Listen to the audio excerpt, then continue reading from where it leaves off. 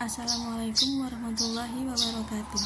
Perkenalkan, nama saya Najwa Awi Al-Khalifah Zanadi, biasa dipanggil Elsa, dari kelas PBI 2D. Saya akan menceritakan tentang Ibnu Tufail. Ibnu Tufail yang memiliki nama lengkap Abu Bakar Muhammad Ibnu Abd al-Malik Ibnu Muhammad Ibnu Tufail Al-Qaisi adalah seorang filsuf, dokter, ilmuwan, dan penulis terkemuka dari Al-Andalus, wilayah Islam di Spanyol, yang hidup pada abad ke-12 Masehi. Ia lahir sekitar tahun 1105 di Guadix, sebuah kota yang terletak di dekat Granada, yang pada masa itu berada di bawah kekuasaan Muslim. Sepanjang hidupnya, ia aktif dalam berbagai bidang ilmu pengetahuan dan filsafat hingga akhirnya meninggal dunia pada tahun 1185 di Maroko. Sebagai seorang cendekiawan serba bisa, Ibnu Tufail memberikan kontribusi besar dalam berbagai cabang keilmuan, terutama dalam filsafat, kedokteran, dan sastra yang menjadikannya salah satu pemikir paling berpengaruh pada masanya.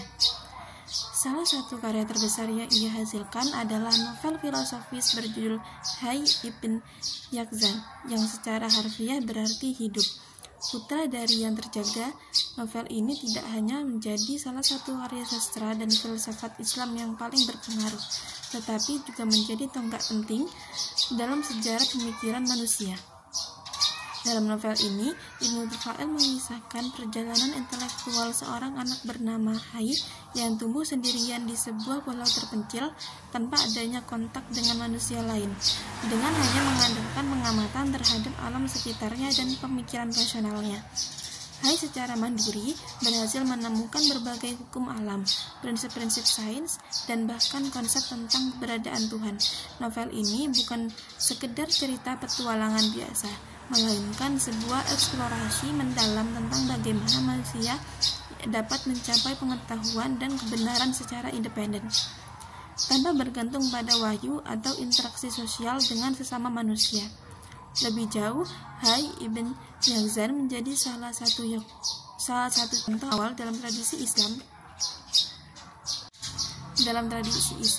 yang menunjukkan pemikiran empirisme dan rasionalisme.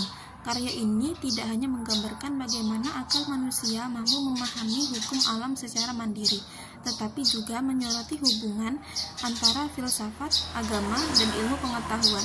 Pemikiran yang dituangkan dalam novel ini kemudian memiliki pengaruh besar terhadap perkembangan filsafat di dunia barat, terutama dalam era pencerahan.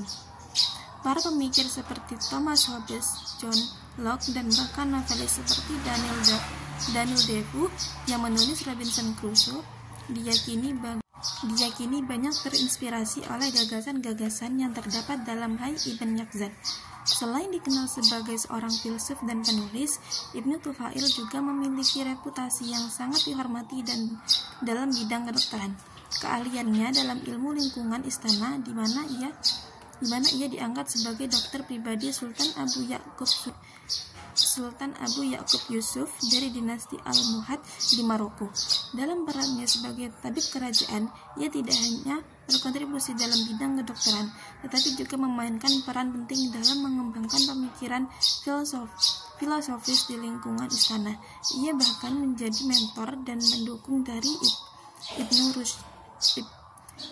Rushd, atau yang lebih dikenal di barat sebagai Averroes, seorang filsuf besar yang kemudian menjadi salah satu tokoh utama dalam penyebaran pemikiran Aristotelian ke dunia Eropa.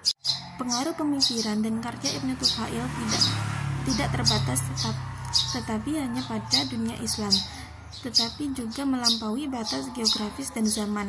Karya Hayy Ibn Yaqzan diterjemahkan ke dalam bahasa Latin dan berbagai bahasa Eropa lainnya, memungkinkan gagasan-gagasannya menjangkau para pemikir di barat dan turut berkontribusi dalam perkembangan filsafat modern.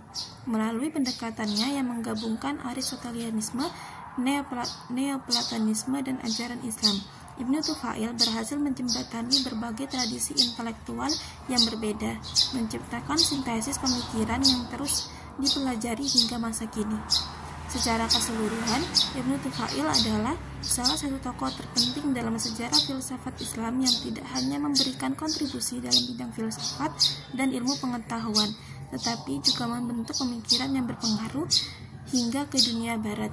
Ia mewakili tradisi intelektual Islam yang menekankan pentingnya akal, ilmu pengetahuan, dan eksplorasi filsafat sebagai sarana untuk memahami dunia dan Tuhan secara lebih mendalam. Karya-karyanya yang inovatif terus dikenang sebagai bagian dari warisan intelektual Islam yang kaya dan berpengaruh. Terima kasih, cukup sekian. Assalamualaikum warahmatullahi wabarakatuh.